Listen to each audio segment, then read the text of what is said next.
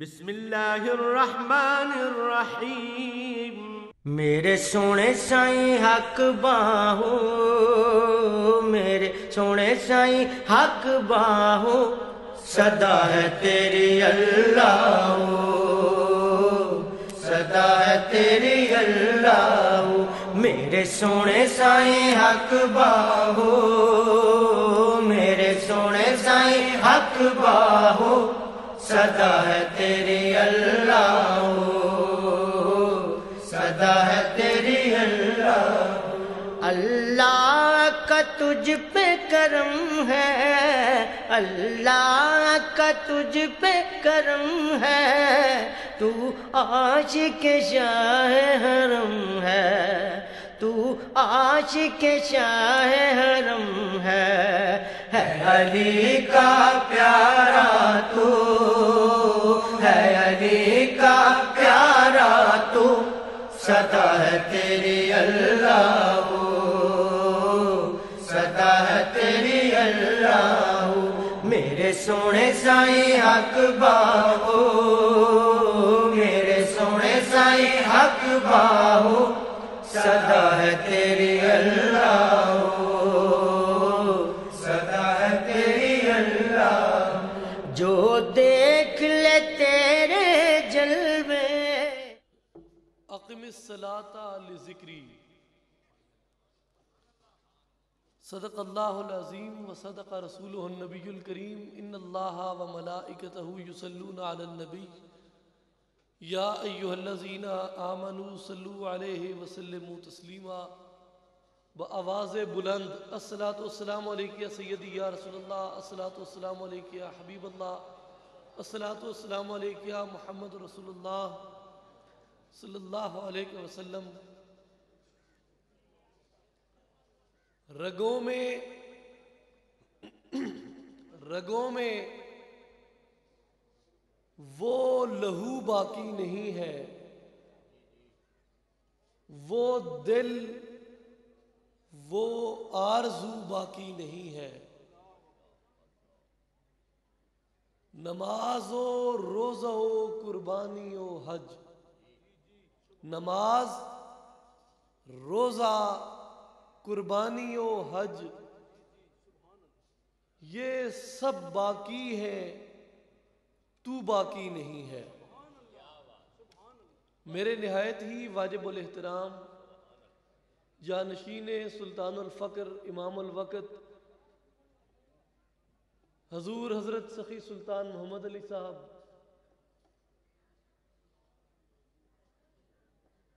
गुलशन सुल्तानुल आरिफ़ीन हज़रत सखी सुल्तान बाहू साहब रहमतुल्लाह अलैह के फूल और आपकी औलाद पाक के तमाम साहिबजादगान, दीगर मशाइख़ उज़्ज़ाम, उलमाए किराम, मेरे तमाम मुअज़्ज़िज़ बुज़ुर्गों, दोस्तों, साथियों, हाज़रीन, नाज़रीन, सामीईन, अस्सलामु अलैकुम वरहमतुल्लाहि वबरकातुहू। मेरे दोस्तों, मैं आपकी थोड़ी सी तवज्जो चाहकर एक अर्ज़ करना चाहूँगा कि ये जिस सिलसिले में आज आप भी और हम भी मौजूद हैं, ये हमारे लिए एक इंतहाई खुशनसीबी की बात है। मैं इसका थोड़ा सा आपको पीछे आज से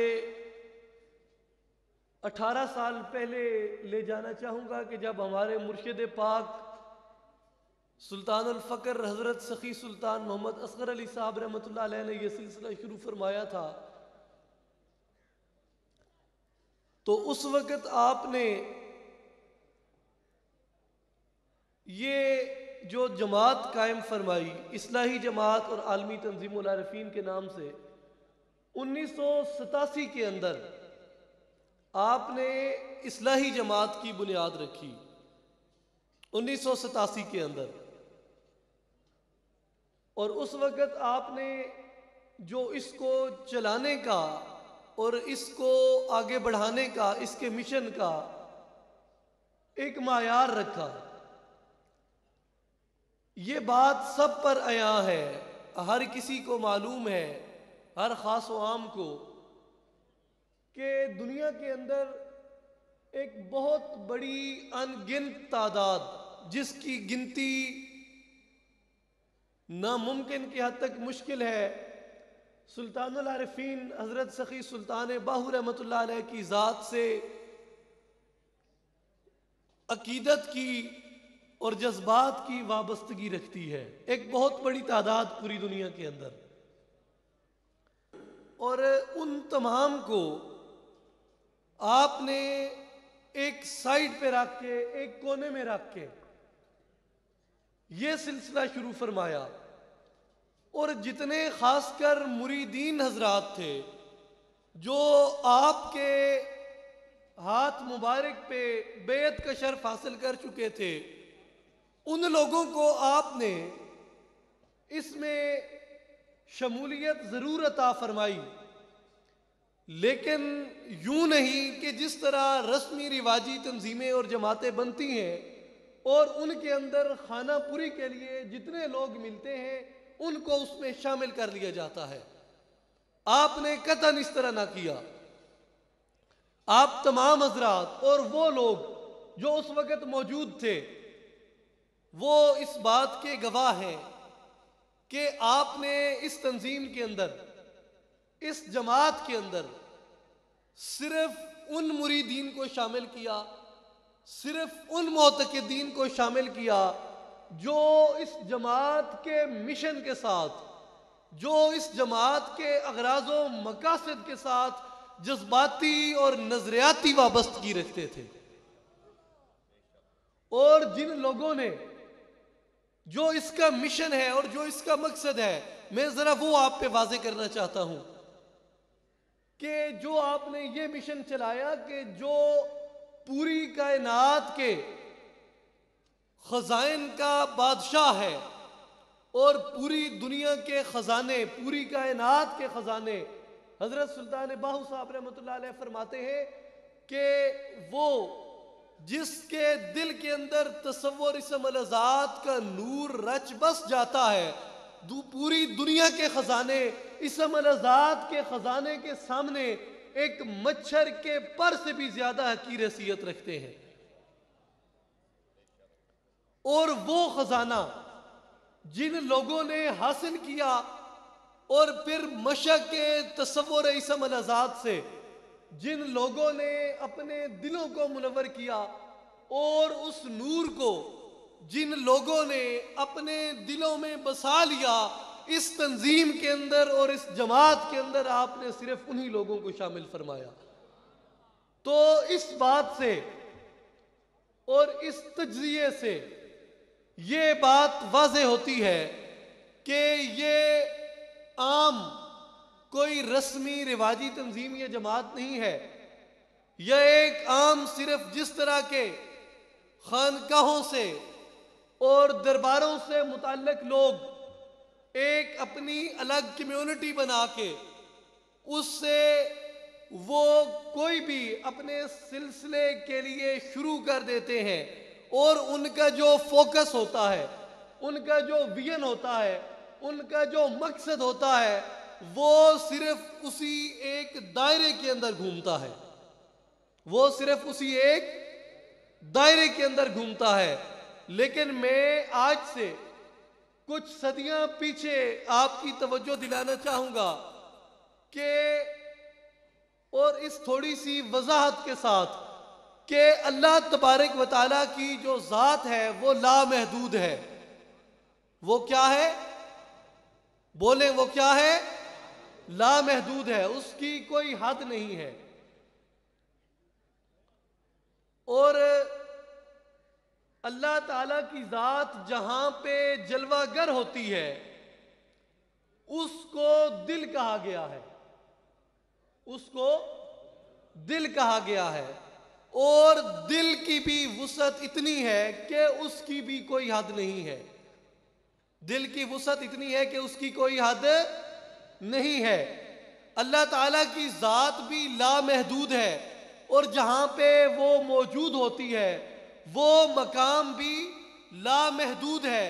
और इसीलिए अल्लाह तबारक व तआला ने आका अलैहिस्सलातो वस्सलाम को मबूस फरमा कर इस दुनिया के अंदर जिस दीन का तारुफ अपने पाक कलाम में करवाया, अपने पाक कुरान में करवाया, अल्लाह ताला ने जिस दीन का तारुफ, उस हवाले से उस दीन ने जो दावत दी है दुनिया के तमाम मज़ाहिब से बिल्कुल मुख्तलिफ है। उससे पहले जितने भी दीन इस दुनिया के अंदर अंबियाए किराम ने अता फरमाए, उसकी जो उनसे इनफरादियत है दीन इस्लाम की, आका अलैहिस्सलाम के दीन की, वो इनफरादियत भी सिर्फ यही है कि बाकी तमाम जो दीन है, बाकी जो तमाम दीन थे, वो अल्लाह तबारक व तआला की सिफात की तरफ ले आए। उन्होंने अल्लाह तबारक व तआला की सिफाती अनवार व तजल्लियात का मुशाहिदा करवाया। और यह इनफरादियत आका पाक के दीन के अंदर है कि इसके अंदर आका अलैहिस्सलाम ने अल्लाह तबारक व तआला की ज़ात के अनवार व तजल्लियात की दावत दी, और इसलिए उसकी ज़ात के अनवार व तजल्लियात की कोई हद नहीं है। और उनका जो पहली मर्तबा इजहार हुआ, जो पहली मर्तबा उनको मुनकशिफ किया गया, वो इसी दीन से किया गया। इसलिए इस दीन की वुसअत का भी अंदाजा नहीं लगाया जा सकता। ये दीन भी बेहद है और लामहदूद है।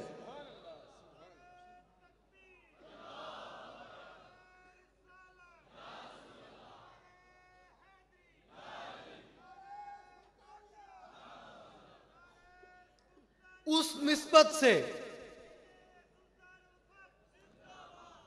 निस्बत से कि अल्लाह ताला की ज़ात भी लामहदूद है, जहां पे वो जलवागर हुई वो मकाम भी लामहदूद है कि हजरत सुल्तान बाहू साहब रहमतुल्लाह अलैह फरमाते हैं, दिल चीस्त, आप फरमाते हैं दिल चीस्त, दिल क्या है? वसी अज चहारदा तबकात, इंसान का दिल 14 तबकों से भी ज्यादा वसी है। और आप अपने पंजाबी कलाम में फरमाते हैं कि दिल दरिया समंदरू डूंगे, कौन दिलां दियां जाने हूं, विचे बेड़े विचे झेड़े, विचे वंज मुहाने हूं। और 14 तबक दिल दे अंदर तंबू मांगन ताने हूं, कि दिल इतना वसी है और इंसान के दिल की इतनी वुसअत है कि ये जो 14 तबक हैं, 7 जमीनें, 7 आसमान और इनके दरमियान मौजूद तमाम अशिया, इंसान का दिल इतना वसी है कि इन तमाम अशिया को अगर इंसान के दिल के अंदर जमा किया जाए तो जिस तरह एक बहुत बड़े वसीओ अरीज मैदान के अंदर एक छोटे से तंबू को गाड़ दिया जाए, एक छोटे से तंबू को तान दिया जाए, उस वसीओ अरीज मैदान के अंदर उस तंबू की जो हैसियत होती है, इंसान का दिल इतना वसी है कि इसके अंदर अगर 14 तबकों को भी रख दिया जाए तो ये एक छोटे से तंबू की हैसियत में होंगे।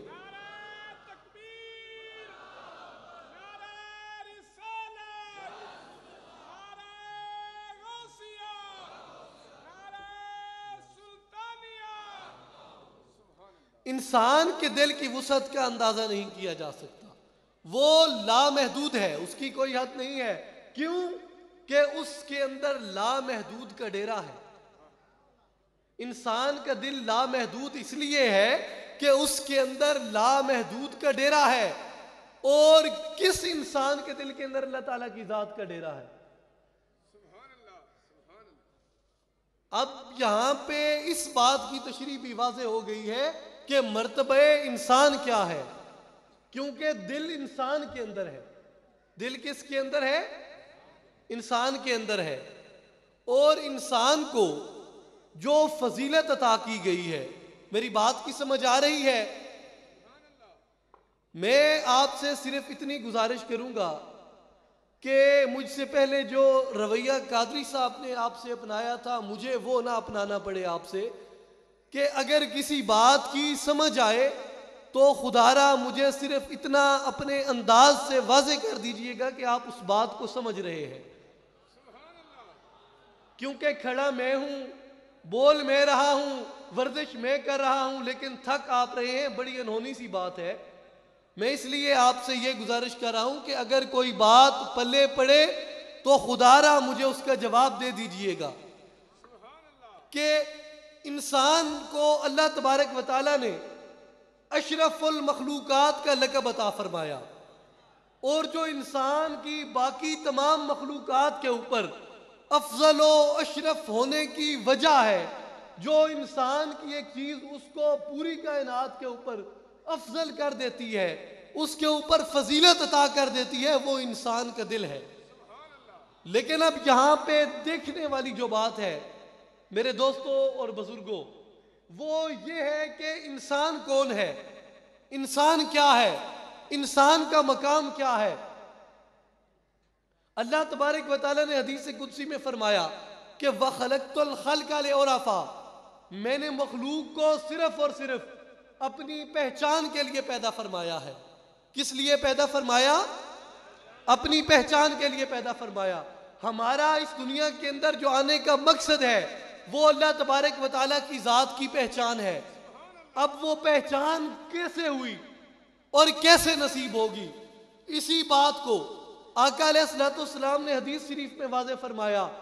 आपने फरमाया कि मन आरफ़ नफ्सहू फ़क़द आरफ़ रब्बहू, मन आरफ़ नफ्सहू फ़क़द आरफ़ रब्बहू, कि जिसने अपने आप को पहचान लिया बस तहकीक उसने अपने रब को पहचान लिया। यानी अब इस दुनिया के अंदर जो आने का मकसद है वो अल्लाह ताला की ज़ात की पहचान है, और जो अल्लाह ताला की ज़ात की पहचान नसीब होनी है, जो वो अता होनी है, वो कहाँ से होनी है? आका पाक ने वाज़े फरमा दिया कि मन आरफ़ नफ्सहू, कि जिसने अपने आप को पहचान लिया। अपने आप की पहचान कैसे होती है? इमाम गजाली साहब रहमतुल्लाह अलैह कीमियाए सादत के अंदर फरमाते हैं, बड़ी काबिल गौर बात है। आप फरमाते हैं क्या इंसान अपने आप की पहचान से क्या मुराद है? फकत ये जान लेना कि ये मेरे हाथ हैं, ये मेरे पाँव हैं, ये मेरे टखने हैं, ये मेरी टांगे हैं, ये मेरे घुटने हैं, ये मेरा पेट है, ये मेरा सीना है, ये मेरी गर्दन है, ये मेरी ठोड़ी है, ये मेरे होंठ हैं, ये मेरा नाक है, ये मेरी जुबान है, ये मेरी आंखें हैं, ये मेरे कान है, ये मेरा सर है। ए इंसान, सिर्फ इतनी ही पहचान कर लेना नाकाफी है, क्योंकि इतनी पहचान तो अपने बारे में दीगर जानवर भी रखते हैं, फिर तू अशरफुल मखलूकात कैसे है? फिर एक और मकाम पे फरमाया, इसे आगे बढ़ाते हुए आप फरमाते हैं कि इंसान सिर्फ ये जान लेना कि मुझे नींद आएगी मैंने सो लेना है, मुझे भूख लगेगी मैंने खा लेना है, मुझे प्यास लगेगी मैंने पी लेना है, मुझे गुस्सा आएगा मैंने झगड़ लेना है, मुझे शहवत आएगी मैंने मुजामियत कर लेनी है। अपने बारे में सिर्फ इतनी खबर रखना ही इंसान का मकाम नहीं है, क्योंकि इतनी खबर तो अपने बारे में दीगर जानवर भी रखते हैं, फिर तू अशरफुल मखलूकात कैसे है? अब अशरफुल मखलूकात का आप कहां से अंदाजा लगाएंगे कि अगर इंसान की यही पहचान है, हाथ पांव को देख लेना, शीशे के सामने खड़े हो जाना और अपनी सूरत के ऊपर ये तस्दीक कर देना कि हाँ ये मैं ही हूं, शीशा देखा, हाँ ये मैं ही हूं, यही मेरी पहचान है। उस शीशे के अंदर जो इंसान अपने इस हाथ के अंदर थामे खड़ा होता है, इंसान को अपनी पहचान नसीब नहीं हो सकती। वो कौन सा ऐसा शीशा है जो शीशा इंसान को उसकी पहचान अता कर देता है? वो शीशा अल्लाह तबारक व तआला ने इंसान के सीने के अंदर रख दिया है।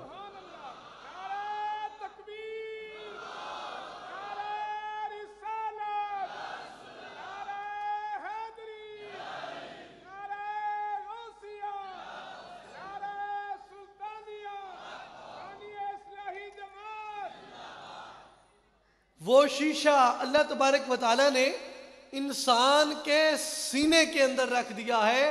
अब जब तक इंसान उस शीशे को तलाश नहीं करता, जब तक इंसान उस शीशे को तलाश नहीं करता और उस शीशे तक इंसान को रसाई नसीब नहीं होती, उस वक़्त तक इंसान अपने मर्तबे इंसान को नहीं पहचान सकता।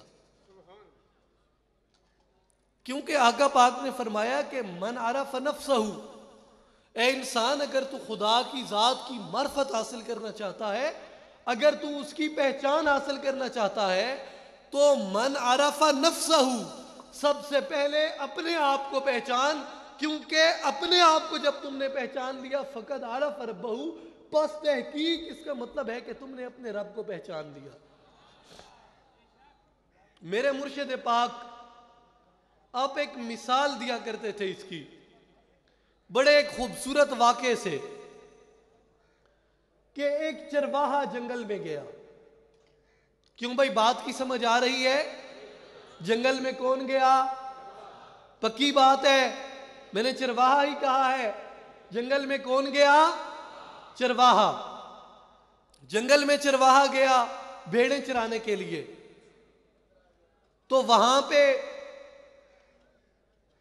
एक गार के अंदर उसे शेर का एक छोटा सा बच्चा नजर आया। बड़ा शेर, शेरनी कहीं शिकार पे गए होंगे, उसे शेर का एक छोटा सा बच्चा नजर आया। उसने वो बच्चा उठा लिया, उस चरवाहे ने वो बच्चा उठा लिया, उठा के उसको घर ले गया। उसने परवरिश शुरू कर दी उन्हीं भेड़ों के अंदर। अब वो था कौन? शेर का बच्चा। था कौन भाई? शेर का बच्चा। परवरिश कहां पे हो रही है? क्यों भाई, कहां पे परवरिश हो रही है? भेड़ों में, क्योंकि शेरों का रेवड़ तो उसका था नहीं, भेड़ों का रेवड़ था। अब भेड़ों के रेवड़ के अंदर उसकी परवरिश हो रही है, और उसने उस शेर के बच्चे को ग़िज़ा भी वही दी जो भेड़ें खाती हैं। घास देना शुरू कर दिया। सारा दिन उसको वो डंडे से हाँकता, हाँक हाँक के उन्हीं भेड़ों के अंदर ही वो उसको चराने ले जाता, उनको चरा के फिर वापस वो उन्हीं भेड़ों के साथ आके उसको भेड़ों के वो जो उसने वाड़ा बनाया हुआ था उसके अंदर बंद कर देता। एक अरसा गुजरता गया, वो शेर का बच्चा जवान होता गया। फिर एक दिन आया कि वो फुल अपने जोबन में आ गया, शेर बन गया। और जंगल में वही चरवाहा अभी भेड़ें चरा रहा है, वो शेर भी साथ है। अभी जब उसने अपनी जिंदगी भेड़ों में गुजारी थी, तो उसके अंदर जितनी आदत थी वो सारी की सारी भेड़ों वाली आ गई। अब भेड़ों वाली आदत जब सारी उसके अंदर आ गई, तो वो खाता भी उन्हीं की तरह था, भागता भी उन्हीं की तरह था, चलता भी उन्हीं की तरह था। एक बड़ा शेर आया और उसने भेड़ों के उस रेवड़ के ऊपर हमला कर दिया। तमाम भेड़ें डर के भाग उठी कि शेर ने हमला कर दिया है। वो जो शेर जंगल का रहने वाला था, उसने देखा कि मेरा एक हमजिन्स इन्हीं भेड़ों के अंदर मेरे डर की वजह से भाग रहा है। बड़ी समझने की बात है कि मेरा हमजिन्स, बड़े शेर जब आया, बड़ा शेर, उसने देखा कि मेरा हमजिन्स भेड़ों में भाग रहा है और मुझसे डर के उसने भेड़ों को छोड़ दिया और जाके उस शेर को दबोच लिया। शेर को दबोच के उस शेर ने चीखो पुकार शुरू कर दी, कहते मुझे छोड़ो, मुझे छोड़ो, तुम मुझे मार दोगे। उसने कहा मेरी बात सुन, मैं तुम्हें मारता नहीं, तू है कौन जो यहां पे फिर रहा है? कहते हैं जी मैं भेड़ हूं और उस रेवड़ में चिरने के लिए यहां आई हूं। वो समझ गया कि ये ऐसा शेर है जो अपनी हकीकत से गाफिल है। उसने उसको पकड़ा और पानी के एक तालाब पे ले गया। उस तालाब पे जाके उसने अपना पंजा उठाया, बड़े शेर ने। बड़ी समझने की बात है, उस शेर ने अपना पंजा उठाया और यूं उसके सामने कर दिया। कहते हैं गौर से देखो ये किसका पंजा है? उसने कहा जी ये शेर का पंजा है। उसने कहा अब अपना पंजा उठाओ और तालाब के अंदर अपने ही पंजे को देखो। तालाब के अंदर अपने ही पंजे को देखो, क्योंकि बात है कि मन आरफ नफ्सहू फकद आरफ रब्बहू। तो इस तालाब के अंदर अपने ही पंजे को देखो। उसने जब अपने पंजे को देखा तो उस शेर ने कहा कि बोल अब ये किसका पंजा है। उसने कहा जी पंजा तो ये भी शेर का है। उसने कहा अब मेरी छाती को गौर से देखो, ये किसकी छाती है। उसने कहा जी शेर की छाती है। उसने कहा अब तालाब के अंदर अपनी छाती को देखो। उसने जब देखा कहा ये किसकी छाती है। उसने कहा जी ये भी छाती तो शेर की है। उसने कहा अब तुम मेरे मुंह की तरफ गौर से देखो, किसका मुंह है। उसने कहा जी शेर का मुंह है। उसने कहा अब तालाब के अंदर अपने मुंह को देखो, किसका मुंह है। उसने जब तालाब के अंदर अपने मुंह देखा तो उसने कहा जी ये भी शेर का मुंह है। उसने कहा कि अब बता कि शेर की खुराक क्या है। उसने कहा जी शेर की खुराक गोश्त है और खून है। उसने कहा तू क्या खाता है। उसने कहा जी मैं घास खाता हूं। उसने कहा तू बता कि अब तू है कौन।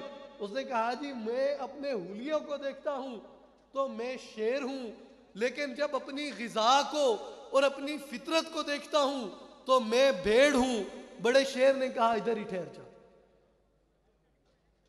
बड़ा शेर गया, रेवड़ में से एक भेड़ को दबोच के ले आया और उसने अपना पंजा मार के उसका सीना चाक किया और उस शेर को कहा कि अब इसका खून चख और बता कि तेरी फितरत क्या थी और तेरी खुराक क्या है।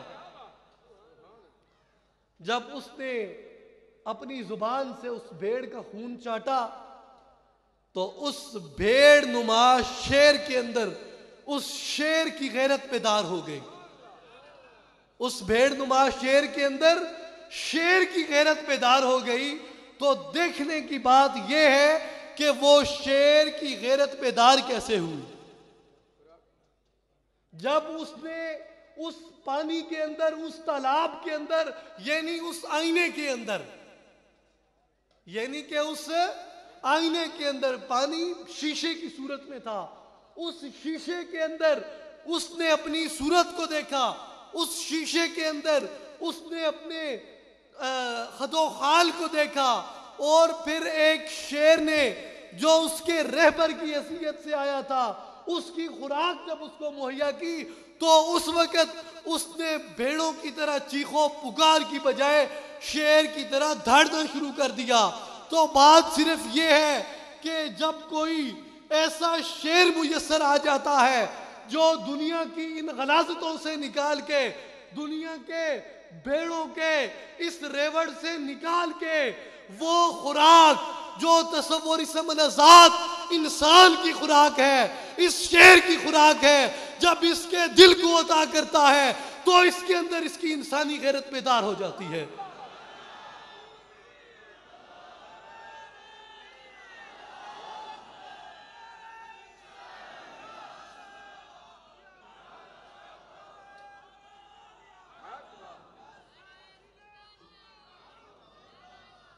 और जो बात है मन आरफ नफ्सहू फकद आरफ रब्बहू, वो यही है कि इंसान सबसे पहले ये पहचान कि तेरा मकाम व मर्तबा क्या है, तू कहां से आया है, तेरे अंदर कौन सा खजाना है और तू किस मकाम का हामिल है, बाहर किधर ढूंढ रहा है।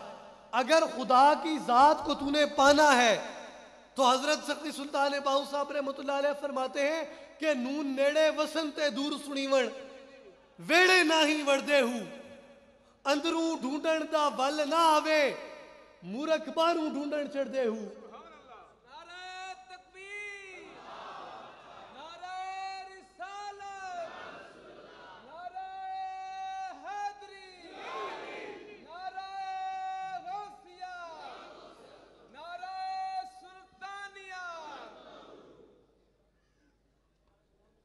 तशरीफ रखें जी।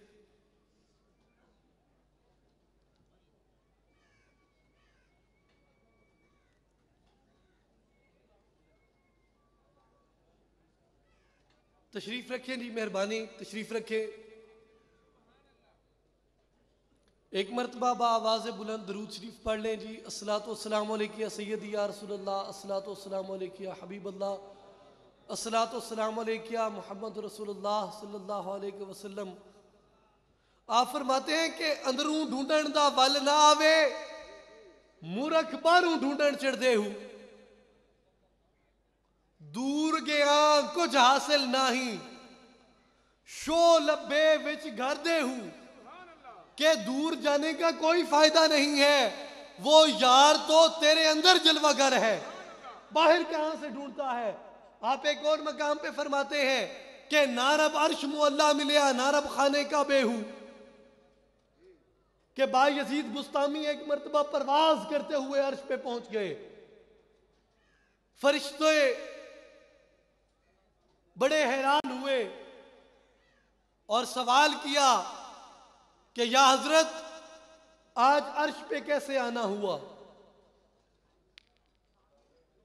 फरमाया मैं अल्लाह ताला से मुलाकात करने के लिए अर्श पे आया हूं। मैं अल्लाह ताला से मुलाकात के लिए अर्श पे आया हूं।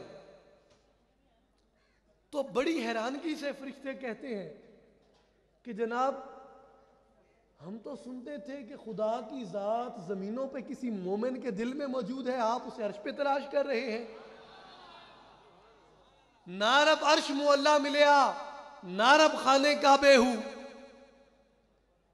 किसी ने क्या खूब कहा कि अगरचे कुएं जाना में बिया फिर के सर मारा। नारब खाने का बेहू, बात बड़ी समझने की है कि अगरचे कुएं जाना में भी आ फिर के सर मारा। न देखा यार को, घर बार को देखा तो क्या देखा। नारब अर्श मुअल्ला मिलिया, नारब खाने का बेहू। नारब इल्म किताबी लब्बा, नारब विच मेहरा बेहू।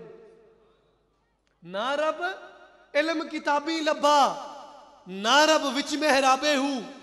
के यार नहीं लभया विच किताबा, सारे वर्के फोल के आवा, खुदा की जात नहीं मिली।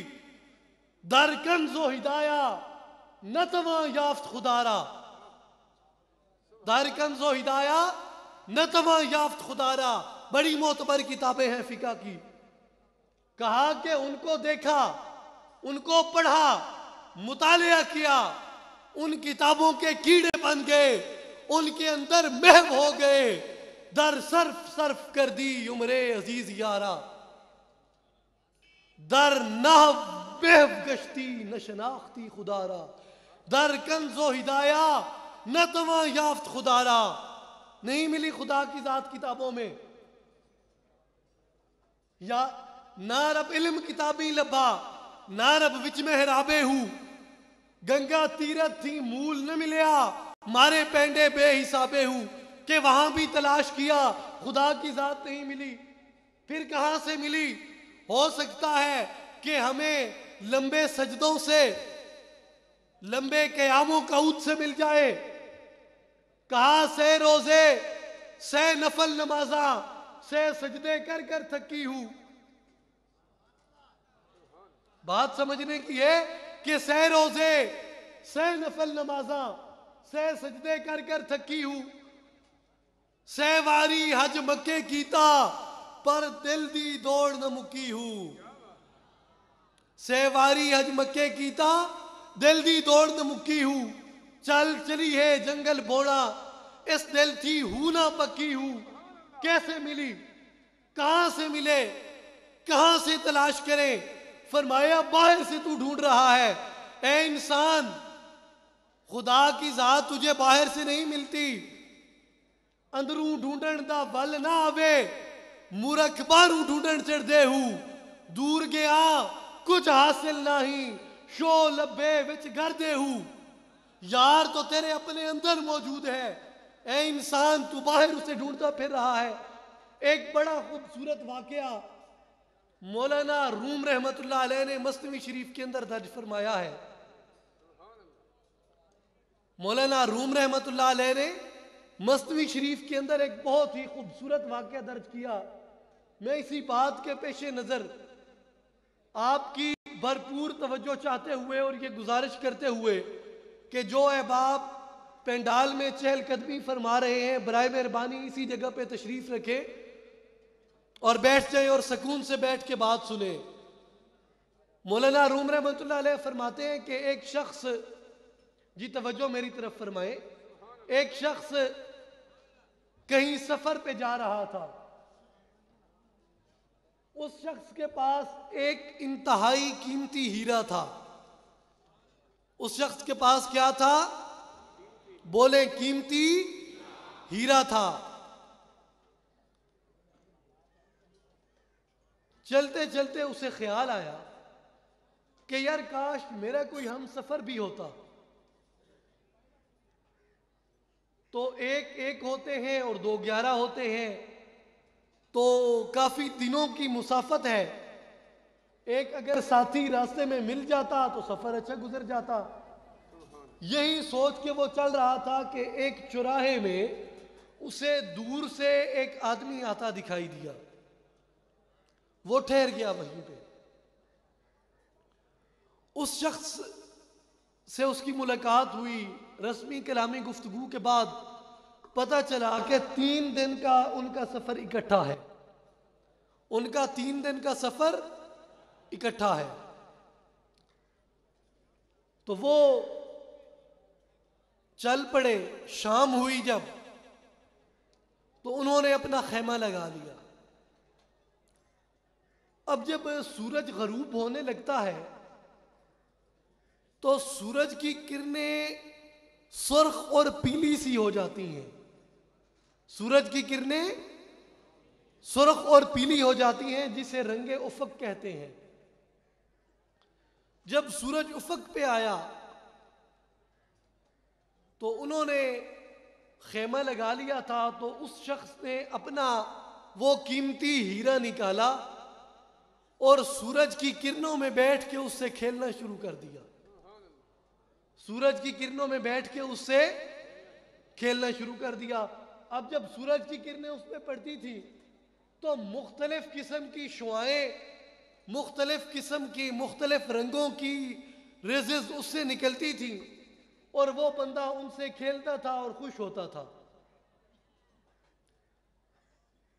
वो जो उसका हम सफर था, उसने सोचा कि यार क्यों ना ये शख्स जब सो जाएगा मैं इसका हीरा उठा के भाग जाऊंगा। सुबह उठने तक इसे कहां पता होना है कि मैं कहां पे हूं। उस बंदे को शक पड़ गया कि ये मेरा हीरा चोरी करने के चक्कर में है। जब चोर किसी भी गरज से खेमे से बाहर निकला रात को, तो उसने चोर से नजर बचा के वो हीरा चोर की गठड़ी में डाल दिया और सो गया। चोर आया, सारी रात उसकी तलाशी लेता रहा, जेबों की, गठड़ी की, बिस्तर की। वो कहते हैं ना कि मोया ते सुता बराबर होंदे। वो सो रहा था, उसने उसकी हर चीज की तलाशी ली, हीरा न मिला। चोर ने समझा शायद गुम हो गया है, चोर भी सो गया। उस बंदे ने सुबह चोर के जागने से पहले वो हीरा चोर की गठड़ी से निकाल लिया। अगले दिन फिर जब शाम हुई, सूरज फिर जब उफक पे आया, उन्होंने फिर खेमा लगाया। उस बंदे ने वो हीरा फिर सूरज की किरणों में निकाल लिया। चोर ने कहा नहीं, हीरा तो है इसके पास, चलो आज की रात मैं इसे ले लूंगा, चुरा लूंगा। उस बंदे ने चोर से फिर नजर बचा के वो हीरा चोर की गठरी में डाल दिया। चोर साहब दूसरी रात फिर तलाश करते रहे, हीरा ना मिला। उस बंदे ने सुबह चोर के उठने से पहले फिर वो हीरा चोर की गठड़ी से निकाल लिया।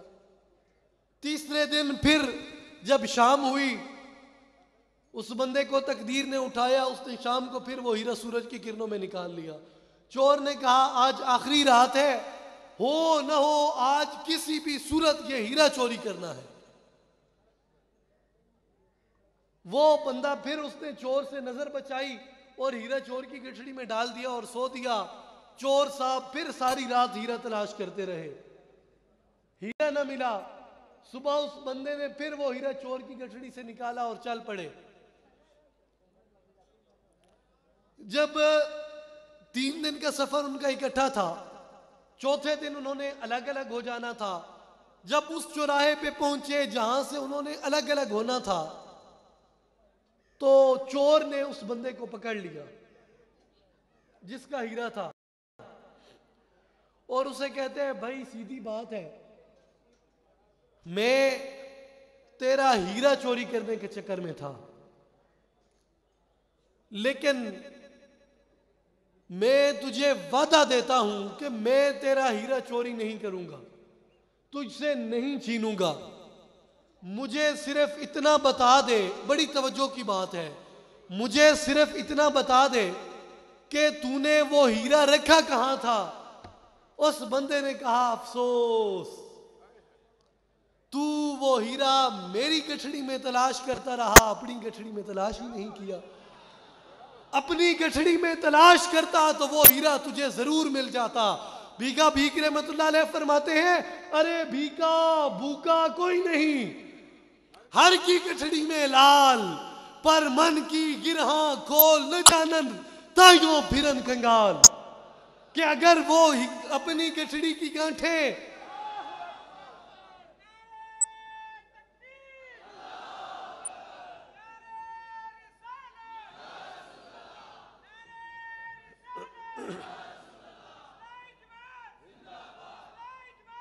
अगर वो हीरा अपनी गठड़ी में तलाश किया होता तो वो हीरा जरूर मिल जाता। मेरे दोस्तों, यही बात इस्लाही जमात और आलमी तंजीमुल आरिफीन के मिशन यही है कि आओ खुदारा इस हकीकत को समझो और उस हीरे को अपनी गठड़ी में तलाश करो। अल्लामा इकबाल साहब फरमाते हैं कि अपने मन में डूब कर पाजा सुरागे जिंदगी, कि जिंदगी का जो सुराग है, जो जिंदगी का मकसद है, वो कहीं और नहीं। ए इंसान, वो तेरे अपने मन के अंदर पोशीदा है, वो तेरे अपने सीने के अंदर पोशीदा है।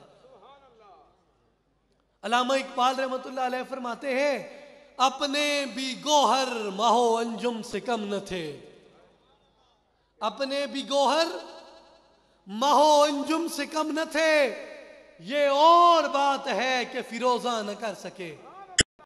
हजरत सखी सुल्तान बाहू साहब रहमतुल्लाह अलैह फरमाते हैं, ए तन रब सचेदा हुजरा ओ विच पा फकीरा जाती हूं, इस वजूद को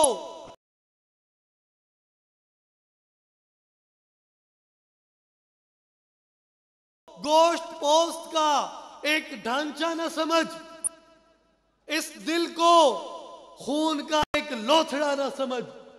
क्या है ये कि ए तन रब सचेदा हुजरा विच पा फकीरा जाती हूं, और ना कर मिन्नत ख्वाज खिदर दी। तेरे अंदर आब हयाती हूं कि ख्वाज खिदर की मिन्नतें क्यों करता फिर रहा है आबे हयात की तलाश में? क्यों करता है ख्वाज खिदर की मिन्नतें? अपने अंदर झांक, वो हयाते दवाम तेरे सीने में मौजूद है। अपने मन में डूब कर पाजा सुरागे जिंदगी, ना कर मिन्नत ख्वाज खिदर दी। तेरे अंदर आब हयाती हूं और शौक द डीवा बाल हनेरे, मतलब भी यार खड़ाती हूं।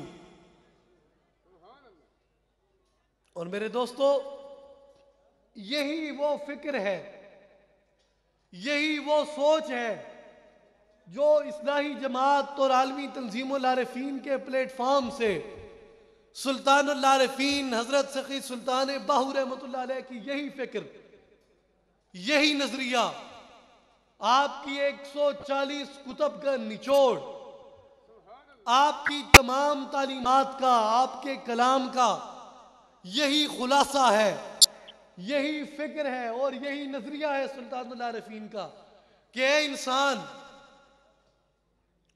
आ झांक चाके गिरेबां में भी कभी।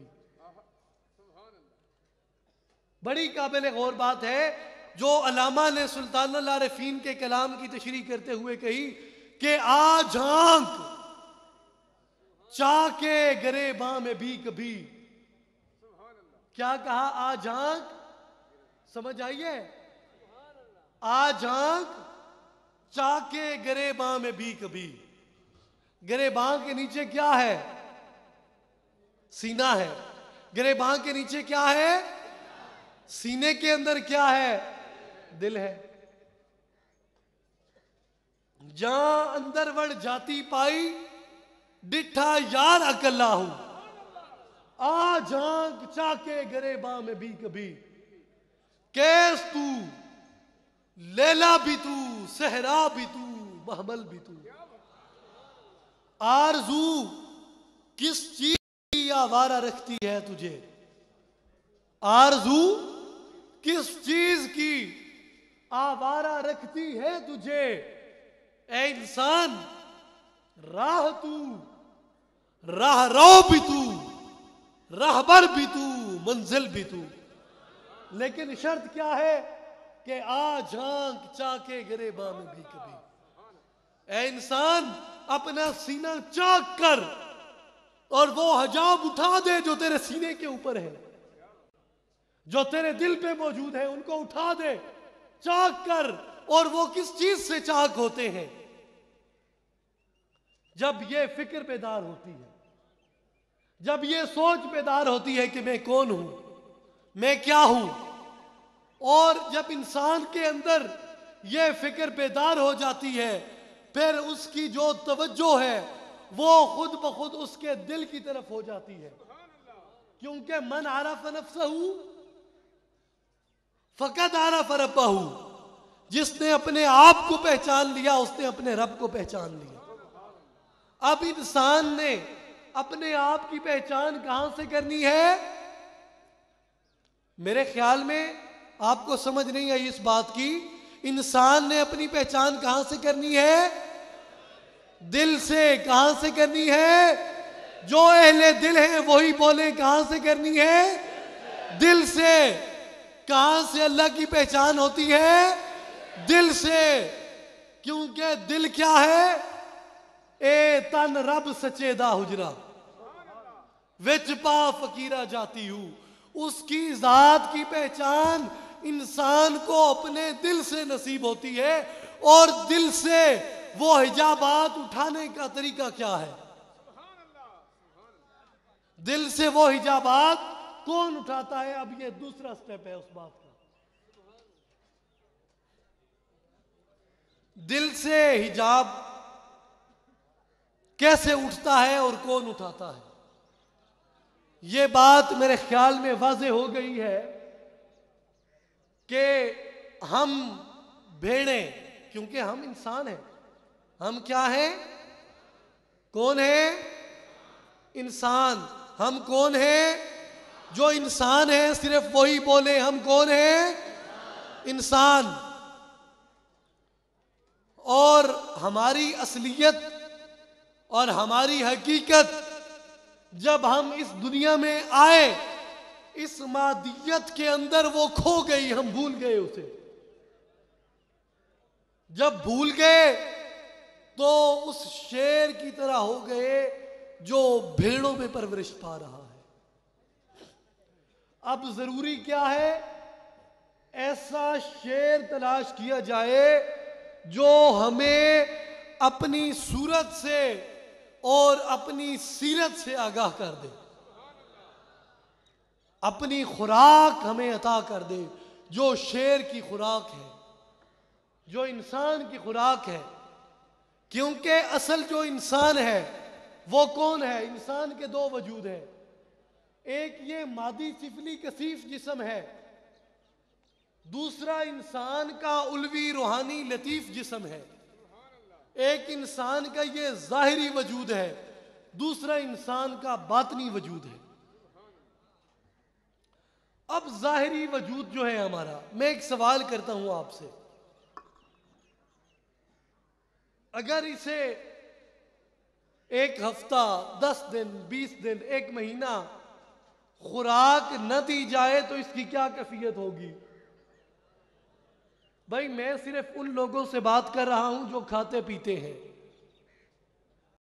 जो रोटी खाते हैं, जो पानी पीते हैं, मैं सिर्फ उनसे बात कर रहा हूं। अगर इसे 1 महीना कुछ ना दिया जाए तो क्या होगा?